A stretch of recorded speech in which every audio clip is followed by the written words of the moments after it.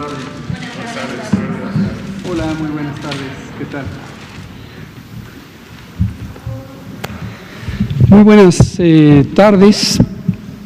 Son las 19:01 de este viernes 29 de mayo, penúltimo día de la Jornada Nacional de Sana Distancia. Y estamos en el Palacio Nacional de México, en la Ciudad de México, y vamos a empezar la conferencia de prensa diaria sobre la situación de la pandemia de COVID-19, la pandemia causada por el nuevo coronavirus SARS-CoV-2.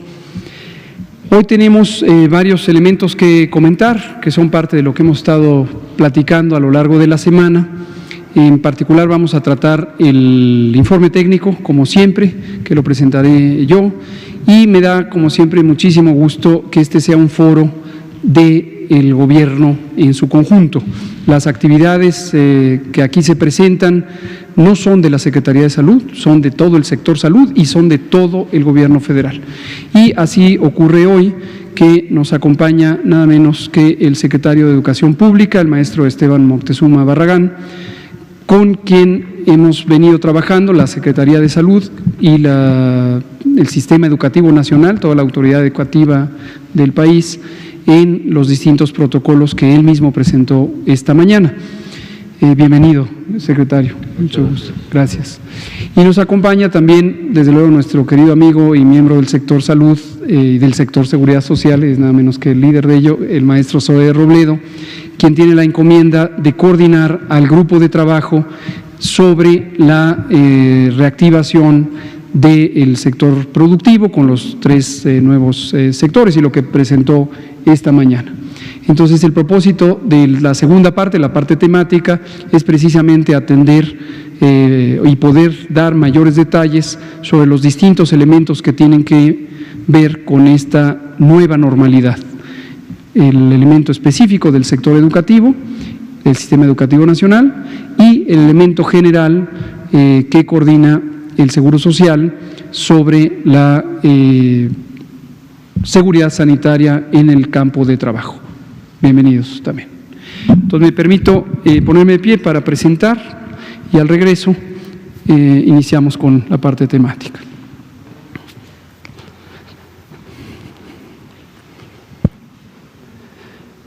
Día 68 de la Jornada Nacional de Sana Distancia.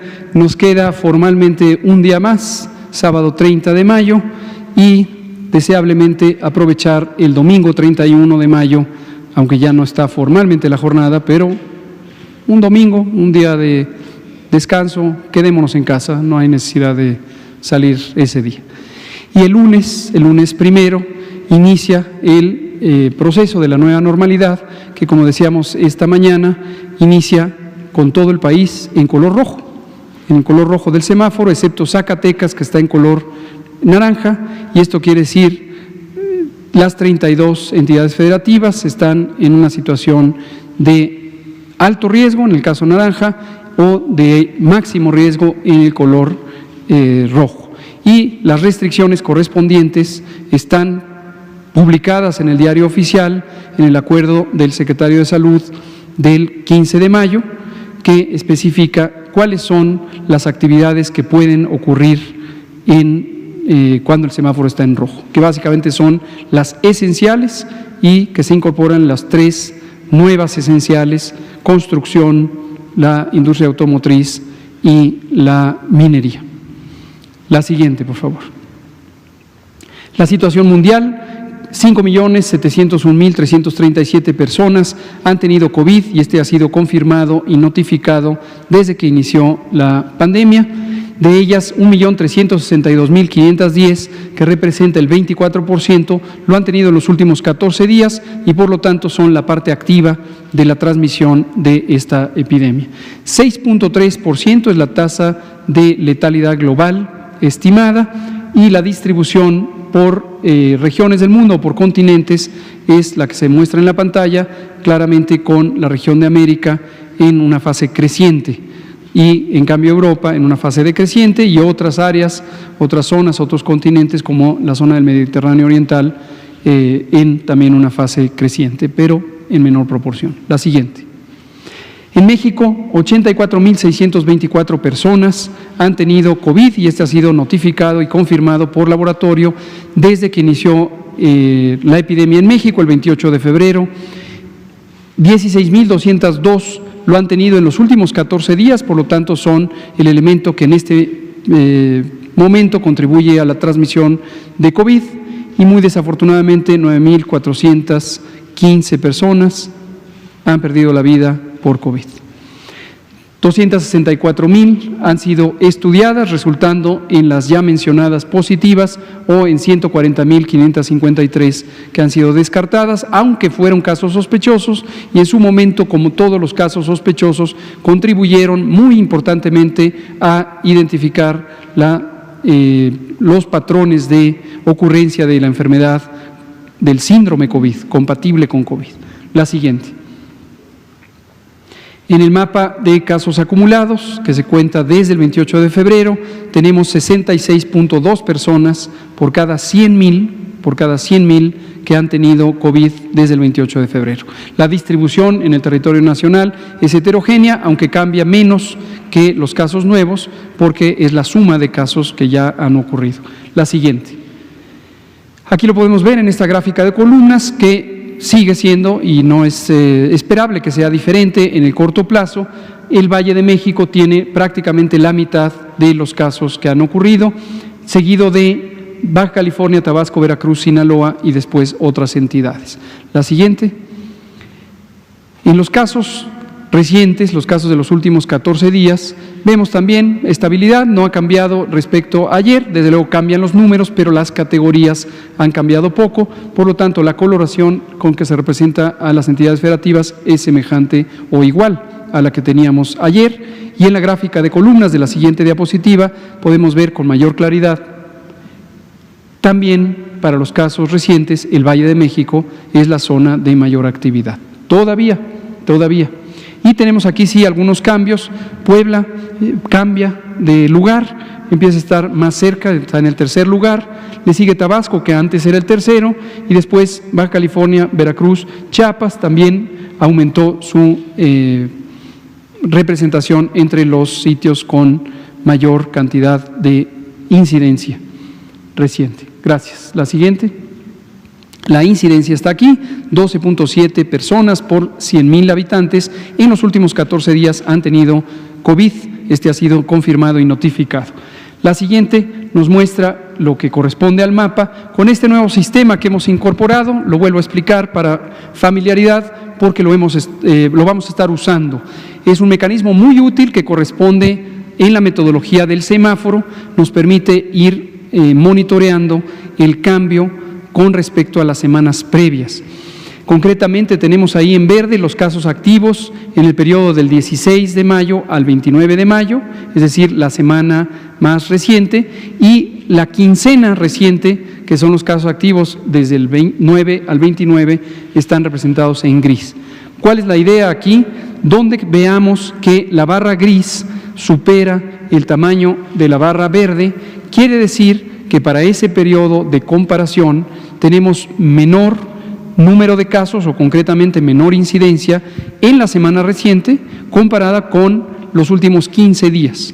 Y esto lo que muestra es este proceso de disminución. Pongamos otro ejemplo más ilustrativo.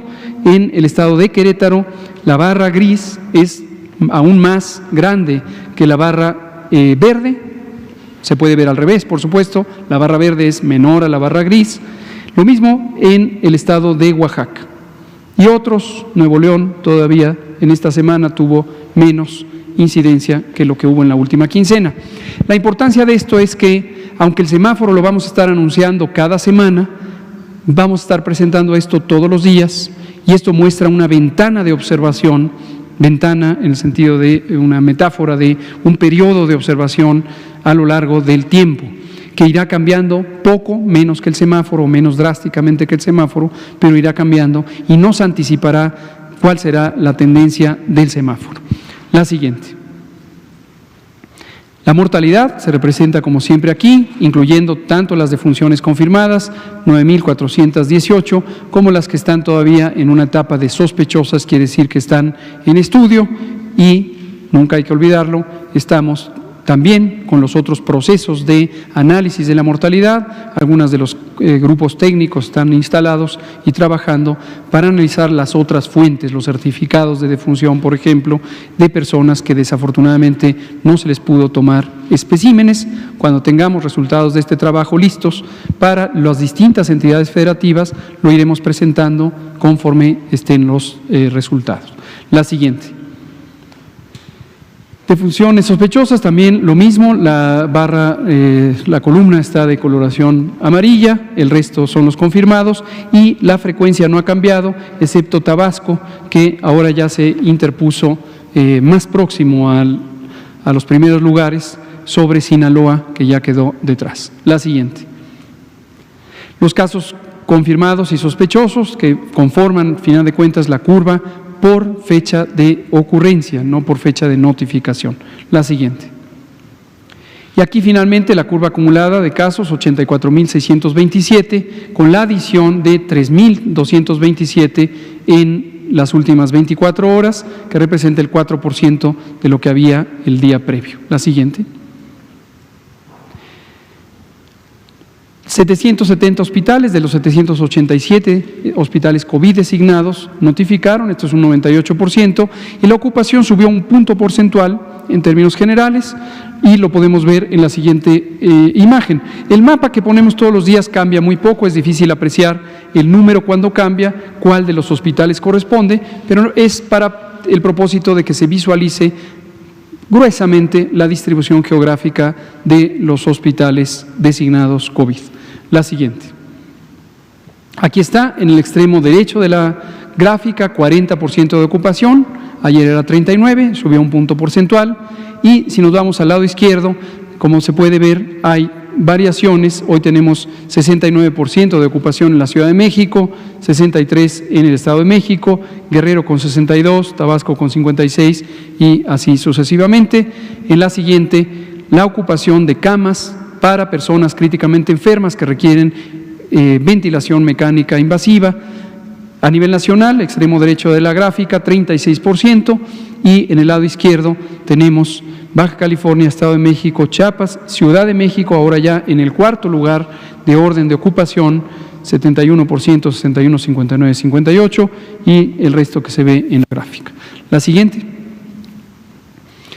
El número de hospitales COVID, que lo vamos informando de acuerdo a los posibles cambios, no necesariamente tiene que haber cambio, pero ahí tenemos la adición de 6 hospitales COVID, y esto es importante, recordar que siempre estamos anticipándonos a la sobreocupación. Un umbral referencial es cuando está la ocupación a 80%, cosa que nos ha pasado, nos pasó en Acapulco la semana pasada, expandimos y logramos liberar esta disponibilidad de camas. La siguiente.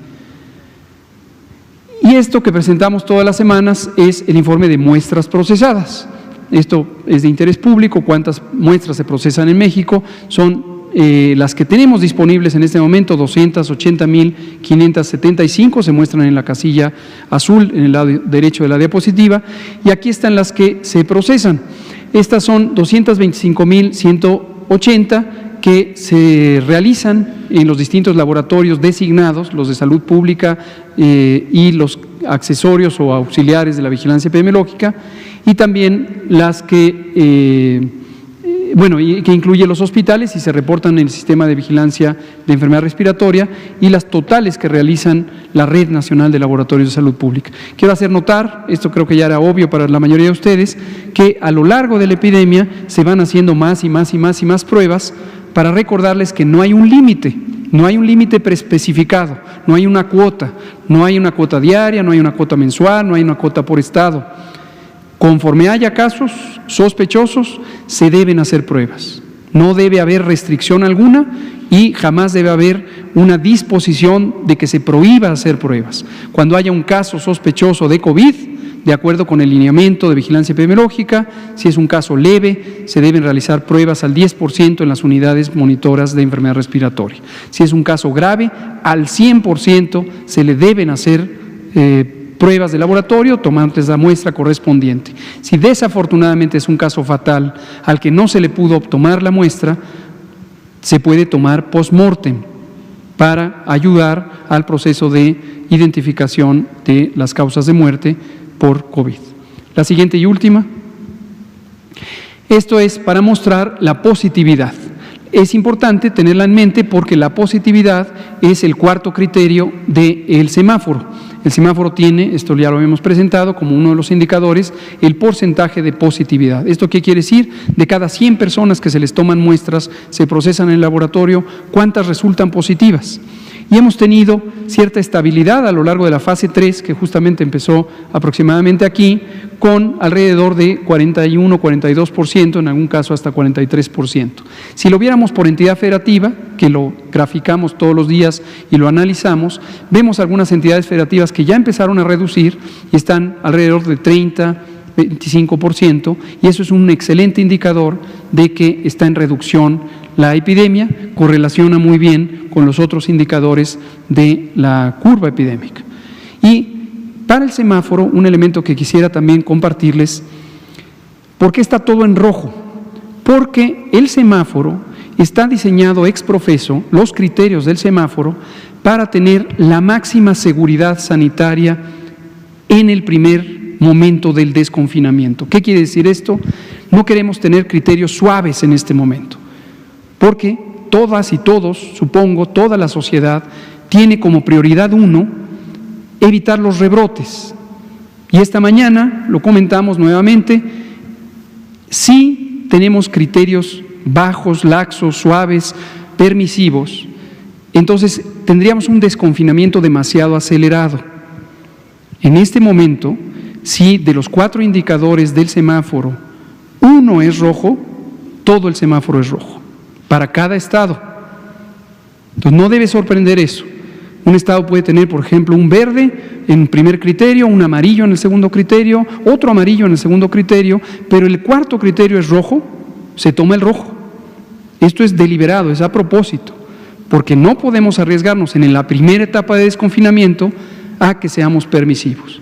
Lo iremos, desde luego, adaptando de acuerdo a la velocidad de cambio, a los indicadores, y en la medida que garanticemos que no haya repunte o rebrote, entonces puede ser que se tomen criterios menos intensos, pero es imprescindible. Por diseño se hizo así, así lo comentamos con los gobernadores la semana pasada, el martes que tuvimos la sesión de CONAGO, todo el mundo está enterado de que así es el criterio del semáforo. Creo que es la última. Bueno, aquí está también el porcentaje de positividad para los distintos laboratorios. Vean ustedes cómo hay un componente importante de la cantidad de pruebas positivas en el sector privado, pero con un porcentaje de positividad menor que lo que se hace en el sector público. ¿Cuál es la razón? Que en el sector público las pruebas se hacen con un criterio de vigilancia epidemiológica. En el sector privado hay un conjunto grande de laboratorios privados que en su momento mostraron por comparación que satisfacían los criterios del INDRE técnicos, es decir, la competencia técnica, y se dijo, por supuesto, bienvenido, hagan las pruebas que quieran, y las han estado haciendo. Y en los privados es más frecuente que la razón de hacerse la prueba sea una inquietud personal. El que quiera hacerlo en un laboratorio privado, lo pague, sea posible que lo haga. En el sector público, las pruebas se hacen para la vigilancia epidemiológica, como lo hemos dicho desde el inicio. Y hay laboratorios académicos también. Creo que es la última. Aquí. Muchas gracias.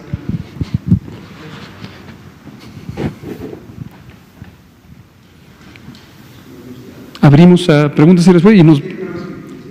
Por favor. El tema de por favor. Más detalle. Vamos a plantear. Muchas gracias.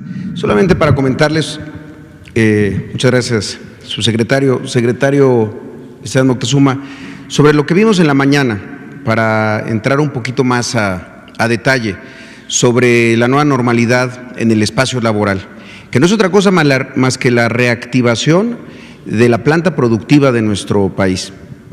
¿Cuál ha sido la tarea, la misión del gobierno federal durante toda esta pandemia? Salvar vidas.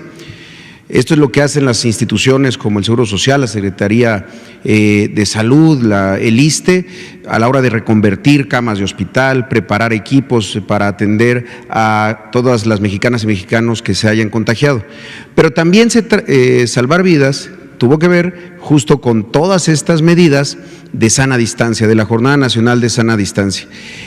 Pero también llega un momento en el que el objetivo de tener este balance entre la salud de las personas vinculada con una nueva enfermedad como es el coronavirus, la COVID-19, frente al bienestar general de las personas que empiezan a perder medios de subsistencia y que la salud también se puede ver afectada en un sentido más amplio. A partir de eso es que se ha establecido que la sana distancia ahora debe de estar acompañada de un sano retorno, el camino hacia la nueva normalidad. Y lo que hemos establecido es que tiene que tener 3 principios, que tiene que ser seguro, es decir, que el retorno a los espacios de trabajo no pueden significar que un contagio se convierte en un brote en un centro de trabajo. Contagios van a seguir habiendo, va a haber contagios, pero que el contagio no se convierta en un riesgo para el resto de los trabajadores en un espacio laboral o para los propios clientes o los proveedores o con cualquier persona que se tiene interacción, de eso se trata este retorno seguro. La segunda parte es que tiene que ser saludable. Saludable tiene que ver con todo aquello que contribuya al bienestar, el bienestar y la salud física, mental, pero también social. Y por eso es tan importante la parte económica. Y lo otro es que tiene que ser solidario. Todos y cada uno de nosotros tendrá que poner de su parte, patrones y empleados, gobierno en todos sus niveles. Esta es tarea de toda la sociedad, de todo el país, de toda la nación. En ese sentido, como lo saben, a partir del 1 de junio entran 3 actividades económicas esenciales nuevas: la minería, la construcción y la fabricación de equipos de transporte. Esto incluye automotriz, camiones, industria aeroespacial, autopartes. Es una industria de las más grandes de nuestro país, de las que generan más actividad económica, y lo mismo la construcción y lo mismo, desde luego, la minería. Entonces, lo que hemos hecho, la siguiente, es generar una plataforma, la plataforma de nueva normalidad, que tiene 3 elementos: el registro, la autovalidación de las propias empresas y la aprobación o la validación por parte del Seguro Social. Es una plataforma muy sencilla y ahorita les quiero explicar por qué hemos insistido tanto en esta plataforma, aunque haya servido solamente durante 2 semanas para 3 sectores de la economía. Entran las empresas aquí, la siguiente, se registran aquí. Esta es una prueba que estamos haciendo aquí en vivo para que puedan ver cómo es, porque nos lo han preguntado mucho. Una persona ingresa su registro patronal, cuál es la razón social, el sector en el que se encuentra, si es un patrón primario o es un proveedor, va llenando los datos, el nombre de la persona,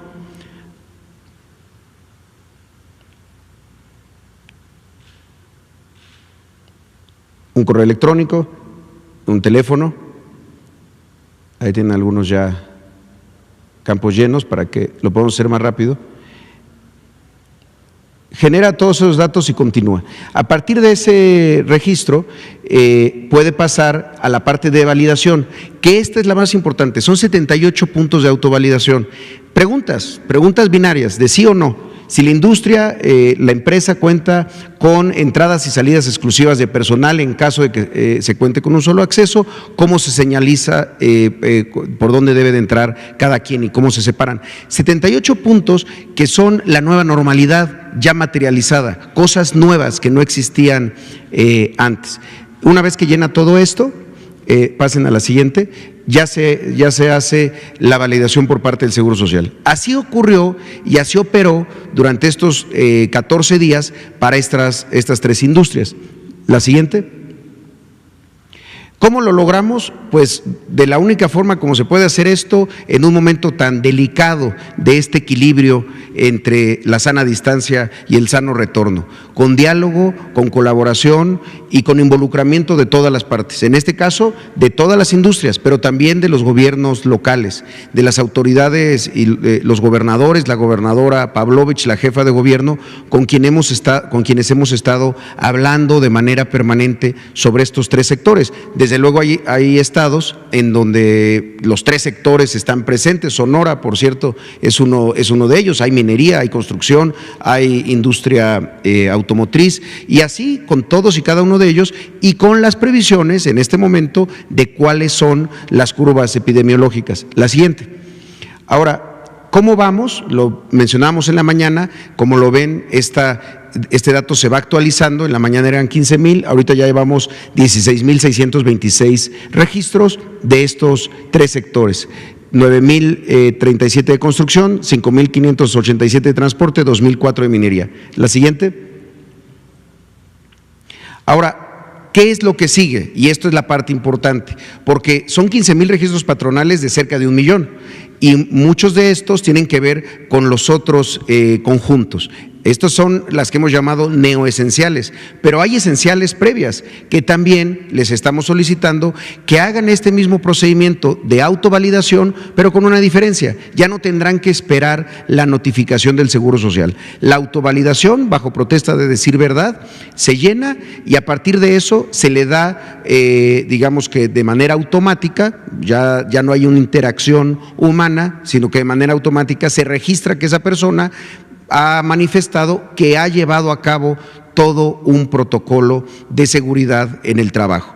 Esto para las esenciales originales, y también irlo haciendo ya con el semáforo de la Secretaría de Salud para las que vayan a convertirse en actividades esenciales o actividades que no son esenciales, pero que el semáforo ya les permite trabajar.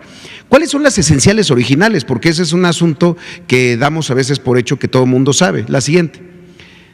El transporte de carga, la industria química, las farmacias, las ferreterías, el servicio de mensajería, las funerarias, los supermercados, las tiendas de autoservicios, la aviación, desde luego que los hospitales, las guarderías, la seguridad privada, las telecomunicaciones, ustedes, los medios de comunicación, que por eso siguen y pueden seguir trabajando. Estas son todas las unidades económicas que están trabajando durante los picos más altos de la pandemia, porque son esenciales. Ahora lo que queremos es simplemente que se registren y que hagan la autovalidación. La siguiente.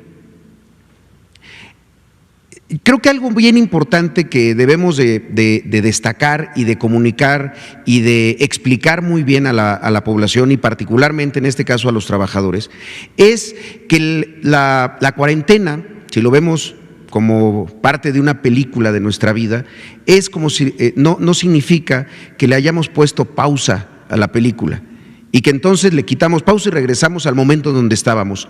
No es así.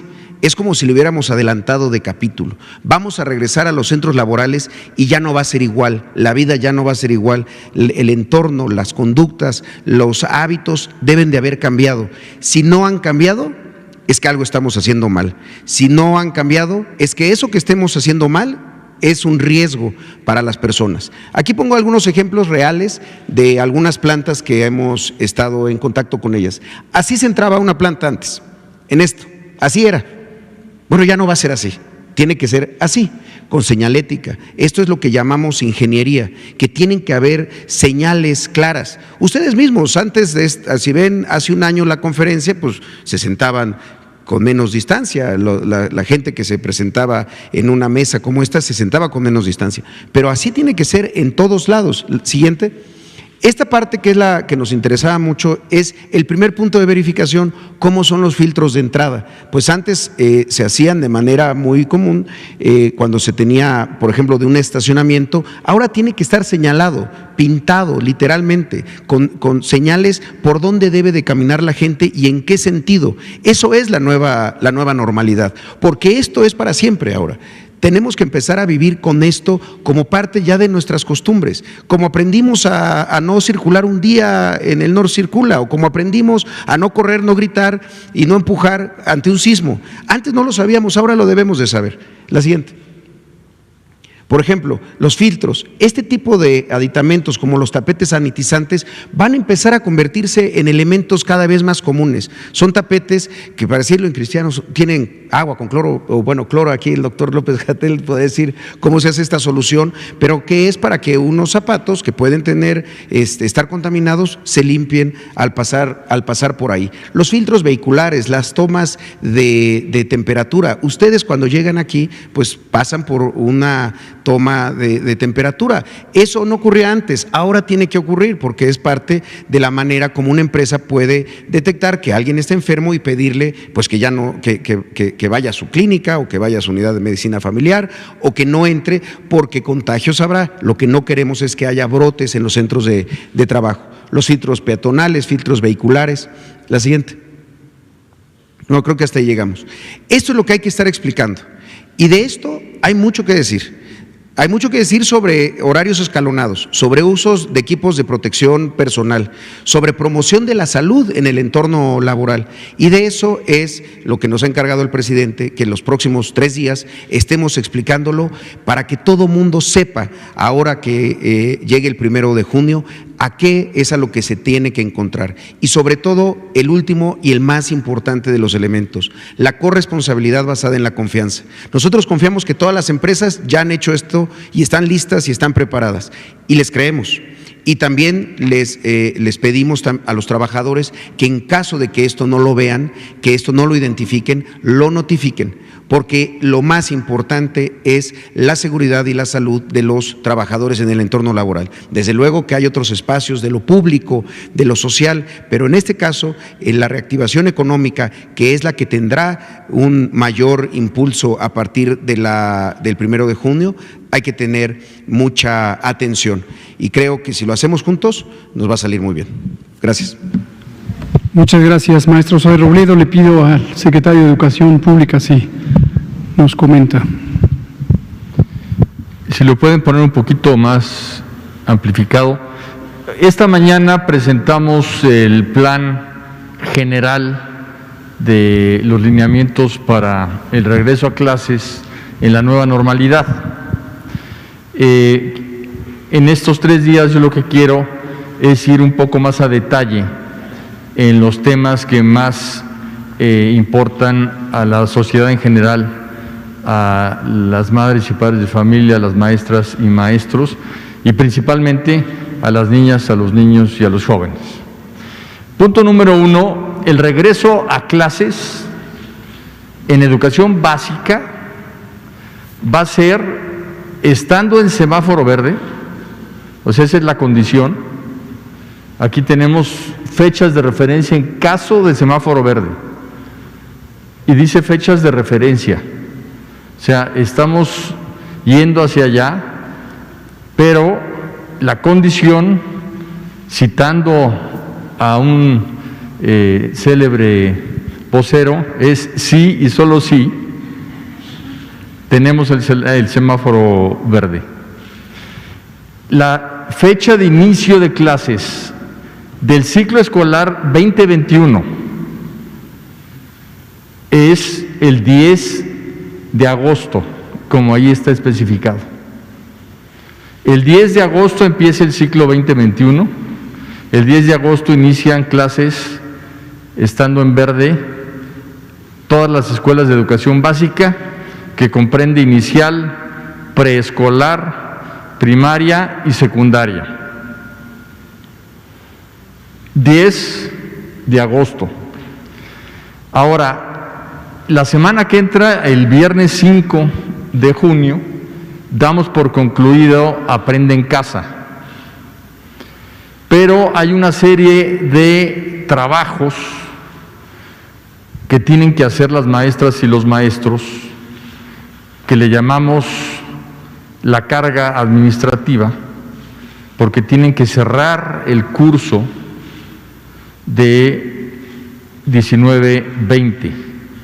Tienen que hacer la evaluación de cada uno de sus alumnas y alumnos, y el curso 19-20 va a terminar el 6 de julio, pero esto es por toda la carga que tienen que hacer los maestros y las maestras. En realidad, a partir del 6 de junio, ya las niñas y los niños no tendrán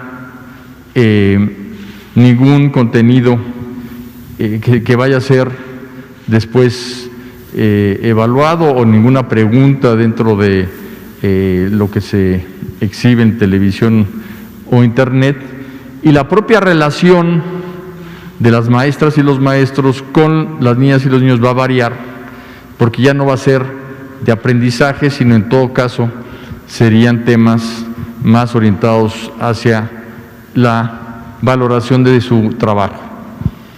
Entonces,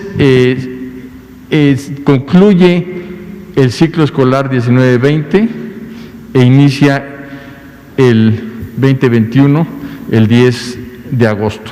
Ese es un punto muy importante que quería yo señalar en educación básica. En educación media superior va a haber el inicio del ciclo 2021 con el curso remedial y la nivelación de todos aquellos estudiantes que o no tenían internet o tenían problemas de que no pudieron cursar todas las materias, porque ahí no es como en educación básica de que un solo maestro, una sola maestra ve todas las materias, sino que ahí ya hay un maestro por materia. Entonces iniciarán con un curso remedial el 3 de agosto las personas que están en rezago. Y en educación superior hay un acuerdo de ANUYES, que es la organización que aglutina a las universidades públicas, de no iniciar el curso antes del 7 de septiembre. Entonces, lo más próximo que podrían iniciar el curso es el 7 de septiembre. Por ejemplo, la UNAM ya anunció que va a abrir el 21 de septiembre, y esas decisiones son autónomas precisamente por tratarse de las universidades y del área de educación superior. Esto, en términos muy generales, es algo que quería aclarar porque ha habido preguntas al respecto. Entonces, se cierra el ciclo 19-20, hay una valoración del mismo por parte de las maestras y los maestros, y se inicia el ciclo 2021 el día 10 de agosto en educación básica. Como ha tenido tanta demanda Aprende en Casa, hemos decidido crear el canal de televisión de la SEP, en donde vamos a tener contenidos educativos que complementen para todos los niños y niñas que quieran ver algún tema adicional, que complementen la educación que tienen en la escuela. Y durante el verano, ahí ven ustedes que Aprende en Casa termina el 5, van a continuar contenidos formativos, divertidos, lúdicos, todo el tiempo hasta llegar al curso remedial de inicio del ciclo. Muchas gracias. Muchas gracias, secretario. Vamos a dar la palabra, Bianca Aguirre, Notimex, usted, Saturnino, usted, le vamos a dar la palabra a usted, por favor, y acá de este lado también. Hagamos. Muchas gracias. Buenas noches a todos. Bianca Aguirre de Notimex TV. Preguntarle, secretario, si el subsecretario, si el COVID-19 se transmite por la vía lactante, ya que hay un caso en San Luis Potosí acerca de un recién nacido que pues su mamá no era portadora, no es portadora del COVID-19, y sin embargo pues el niño nació con COVID. Eso por una parte. Secretario de Educación, buenas noches. Preguntarle acerca de si se tiene contemplado, hay a nivel nacional 20% de escuelas que no cuentan con agua. Es muy importante, obviamente, para la higiene en esta pandemia. El 32% de las escuelas tienen agua solamente un par de días y el 23% la almacena en tinacos, en tambos.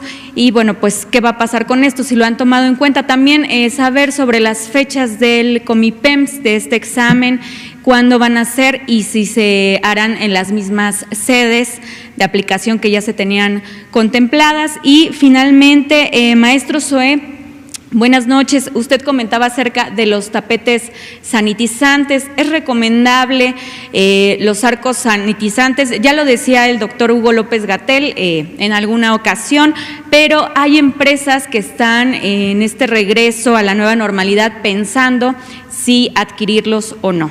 Gracias. Muchas gracias. Si quieren, secretario. Bien, el tema del agua es un tema sumamente importante. De hecho, nosotros heredamos ese estado de cosas en las escuelas públicas y el señor presidente ya desde hace pues cerca de un año creó el programa La Escuela es Nuestra. Este es un programa en el cual se le están transfiriendo recursos a las escuelas para que puedan mejorar su infraestructura, mejorar su equipamiento, mantener la propia escuela y ya llevamos un avance de 28,000 escuelas que han recibido su recurso. La meta próxima, en las próximas semanas llegaremos a 47,000 escuelas y coincide mucho las escuelas que no tienen agua con estas escuelas porque se le dio prioridad a las zonas de alta marginación y de muy alta marginación y las zonas indígenas. Entonces, buena parte de las escuelas que no tenían agua, con este recurso van a poder pues introducir agua potable o van a poder levantar los baños que son tan importantes. Le estamos haciendo una guía y lineamientos a las escuelas para que en aquellos casos extremos en donde no hay agua, pues se tenga agua que se traiga en tambos, que puedan establecerse mecanismos prácticos para que los niños y las niñas se puedan lavar continuamente las manos. Y estamos recomendándole a las escuelas que reciben el recurso de La Escuela es Nuestra, precisamente que una de las posibilidades que deben de explorar es darle prioridad al agua.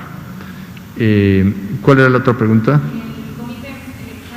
Sí, los exámenes los vamos a separar para que no haya ningún tipo de problema con la congestión, con las colas, que luego son lo más complicado, y se va a publicar todo esto y se va a dar a conocer las sedes, pero serían el 8 y 9 de agosto, que es un fin de semana, y el siguiente fin de semana 15 y 16 de agosto. Todo esto lo vamos a publicar tanto en nuestra página como en los medios para que esté informada pues toda la población estudiantil que quiera aplicarlos. Muchas gracias. Gracias, Bianca, por la pregunta. La pregunta concreta la respondo no. Esto se ha estudiado, en algún momento a lo largo de la epidemia, desde que empezó en China, se han presentado casos aparentemente de transmisión materno-infantil por la vía de la lactancia materna. Posteriormente ha sido estudiado de manera más formal y la conclusión científica hasta ahorita, el consenso científico mundial es que no se transmite el virus SARS-CoV-2 por la vía de la lactancia materna. Ahora, aprovecho la pregunta para comentar, la lactancia materna es un elemento extraordinariamente importante para garantizar la salud, no solamente del lactante en los primeros 6 meses de la vida, donde debe ser exclusiva, solo los niños de 6 meses o menos solo se deben alimentar al seno materno, sino que además debe continuar deseablemente hasta los 2 años de vida, obviamente complementada con otros alimentos. Y esto hay extensísima literatura científica que muestra y demuestra que es un mecanismo de protección de la salud en general para enfermedades infecciosas, para enfermedades crónicas, las enfermedades crónicas que hoy están siendo la causa de las complicaciones de COVID, también tienen un elemento de protección, la historia de la lactancia materna. Para las mujeres, el dar lactancia materna, dar el pecho, es un factor protector del cáncer de mama. Es decir, es importantísimo. ¿Por qué lo menciono ahorita? Incitado por la amable pregunta, porque México tiene una de las más bajas porcentajes de inicio de lactancia materna y peor aún de sostenimiento de la lactancia materna. México en el mundo es de los países que menos logra sostener la lactancia materna exclusiva hasta los 6 meses y complementaria hasta los 2 años. De hecho, tiene los peores índices de América Latina. Y en estos tiempos del COVID, justo nos ha llamado la atención, no nos ha sorprendido, ver un fuerte empuje de las compañías productoras de leche, de los que se llaman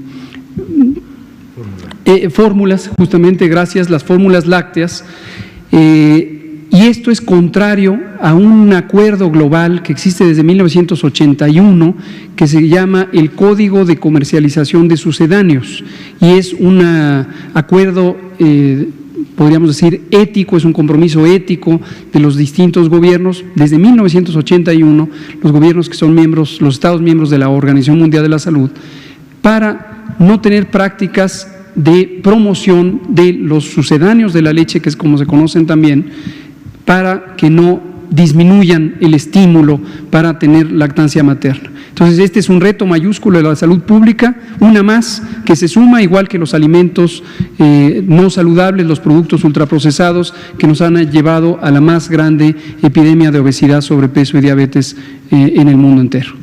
Es algo que estaremos trabajando. Sí. Maestro. Muchas gracias, Bianca. Y justo agradezco la pregunta porque es de esas cosas muy prácticas que hay que saber. Cuando se hace la autoevaluación, esta lista de comprobación de los lineamientos técnicos de seguridad sanitaria, la primera tabla es justamente las medidas de ingeniería o estructurales. Y la segunda pregunta tiene que ver con esto.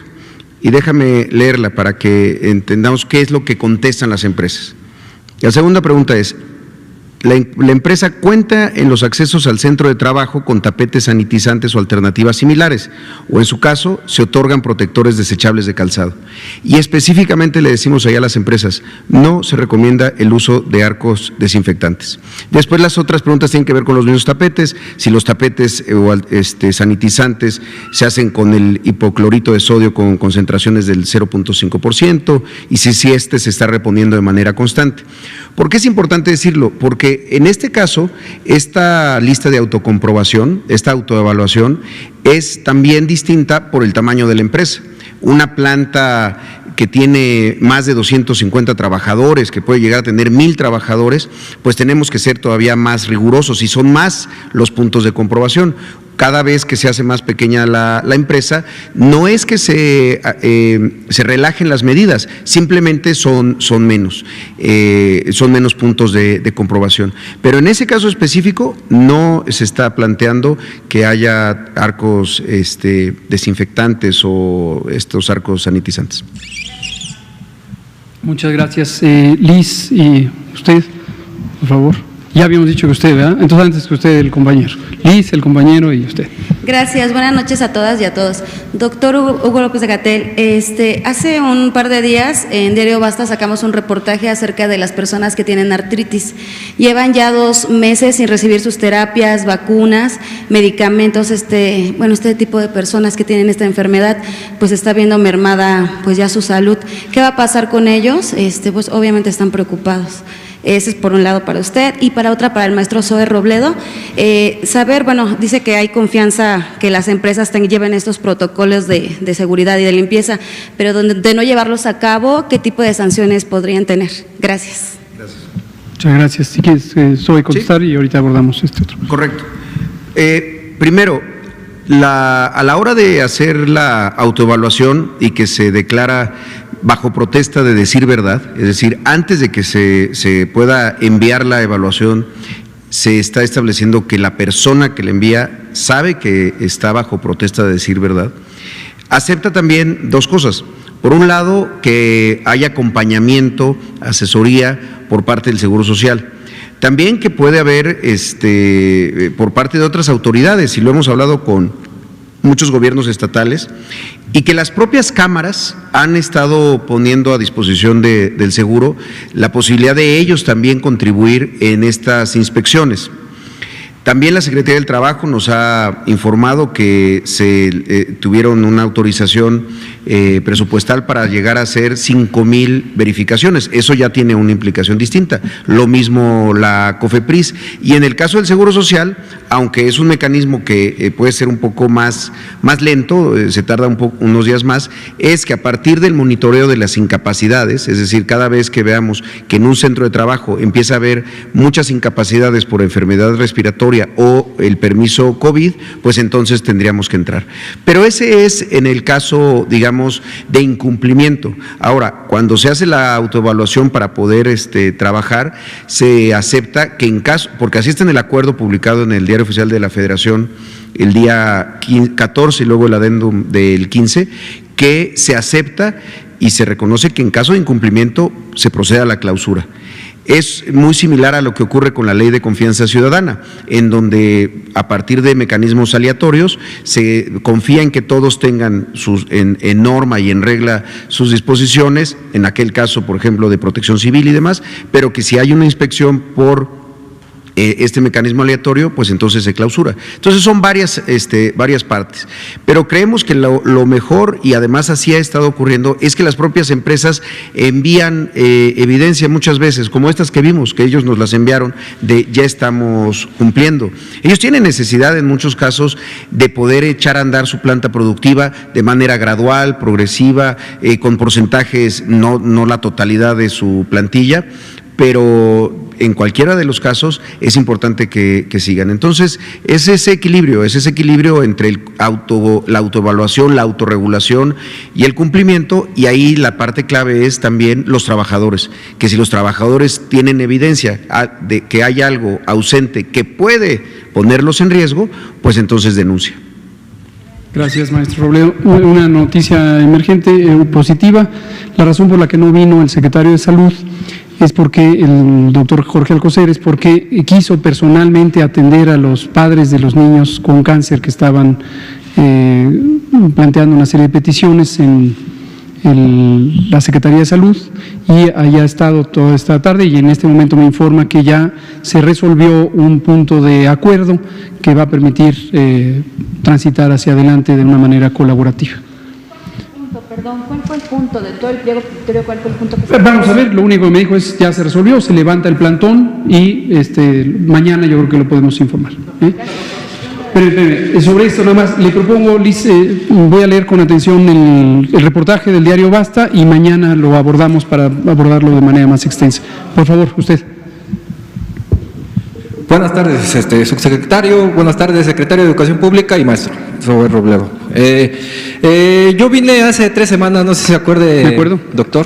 Le vine a plantear lo del regreso a clases y pues obviamente relacionaba un video de allá de China, y obviamente como existe la buena relación con el pueblo chino, yo le quería mostrar este video al secretario de Educación Pública. Son 44 segundos del video de un protocolo de cómo se recibe un alumno, al parecer creo es del nivel básico, y pues obviamente cómo se recibe el alumno.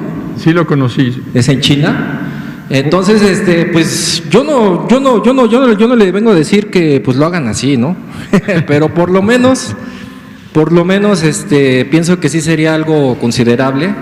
Bueno, también contemplando lo que usted acabó de mencionar ahorita, exponiendo, ¿cómo vamos a llegar al semáforo verde, ¿no? También estoy dudando un poquito en ese sentido, pero por lo menos yo pienso que sí sería algo también ahorita lo que comentó mi compañera, y obviamente también lo del agua es muy importante, ¿no? Porque al fin y al cabo si no se tiene agua, pues cómo se van a lavar pues las manos los alumnos, ¿no? Gracias. Entonces, nada más le quería externar esto, y obviamente pues también a ver si ya habría a lo mejor un contacto con autoridades que están implementando pues este protocolo. Muchísimas gracias. Gracias. Yo le agradezco mucho esa aportación. De hecho, conozco el video y en efecto así reciben a un alumno. No sé si reciban a todos los alumnos de todas las escuelas. Todo lo que hagamos en México lo tenemos que multiplicar por 237,000 escuelas. Entonces es muy importante hacer cosas que van en estricto sentido de la protección de la salud de las niñas y los niños, de las maestras y los maestros, pero muchas otras cosas en realidad no son necesarias. Hoy en la mañana mostraba otro país que dibujó unos cuadros con gis en el piso y puso a los niños y les dijo: de aquí no salen. Nuestra postura sobre el regreso a clases, en primer lugar, y esto lo tengo que subrayar cuantas veces sea necesario, es cuando el semáforo esté en verde. Cuando el semáforo esté en verde, todas las actividades van a estar liberadas de cualquier tipo de restricción sanitaria. Todas. O sea, cuando el semáforo esté en verde se va a poder ir al fútbol, al béisbol, al cine, a un restaurante, una cafetería, a hacer reuniones familiares. Y va a ser el momento en que las restricciones sanitarias se levantan y obviamente queda la nueva cultura que tenemos que hacer propia de cuidados para no solo este tema del COVID, sino cualquier otro futuro. Entonces, en las escuelas, por eso estamos haciendo hincapié en el agua y el jabón. Yo le he preguntado mucho al doctor ¿qué es mejor? ¿Poner gel en las escuelas o agua y jabón? Y su respuesta es agua y jabón. Agua y jabón. Entonces hay que insistir en eso. Luego ha dicho otras cosas muy interesantes para el sector educativo. Dice, por ejemplo, si en una cubeta en donde tienes agua y jabón y estás limpiando, le echas cloro, según tú, para potenciar la mezcla, en realidad lo que haces es inhibirla. Ya estoy metiéndome en sus terrenos. No, está excelente, excelente. Se ve la compenetración intersectorial. Entonces, todo este tipo de cosas van a venir en una guía que le estamos preparando a todas las escuelas, y con la Secretaría de Salud va a haber un entrenamiento formal para que todo el mundo sepa qué es lo que tiene que hacer. No vamos a hacer cosas sofisticadas, vamos a hacer cosas efectivas, pero que sean realizables, porque muchas veces por tratar de hacer muchas cosas sofisticadas no se llega a la esencia, y la esencia es la salud de las niñas, los niños y los maestros y maestras. ¿También docente sería capacitado, secretario? Sí, este entrenamiento formal es para el Consejo Participativo de Salud. Una de las cosas que acordamos cuando el sábado 14 de marzo anunciamos que se iba a dar el receso escolar, fue que el receso fuera una semana después, o sea, el 23 de marzo, para tener una semana de preparación. Por decir algo, en esa semana se le dijo a todos los niños y niñas: agarren sus libros de texto y llévenselos a sus casas y me estudian esto, y van a hacer este tipo de trabajo. Se les dieron las guías a los niños para trabajar en casa. Otra de las cosas que se hizo fue crear en todas las escuelas consejos, comités de participación en salud. Esto es un comité que va a ser permanente en la escuela y está constituido tanto por maestras y maestros como por madres y padres de familia. Y las escuelas que por alguna razón no lo hicieron, lo van a hacer ahora al regresar, para tomar en sus manos todo el tema de la sanidad. Y participan y afortunadamente uno de los grandes, digamos, beneficios que hemos obtenido de esta educación a distancia es la compenetración, la corresponsabilidad de nuevo de madres y padres de familia en la educación de sus hijos y en la escuela, porque ya estaba muy apartado. Entonces lo habíamos metido en la Constitución como una aspiración de que hubiera corresponsabilidad y hoy tenemos ya ese avance tan importante. Muchas gracias, secretario. Son las 20 horas, ya no nos da tiempo, mañana empezamos con ustedes y hasta aquí terminamos. Muchas gracias. Gracias, secretario, gracias, director. Muchas gracias.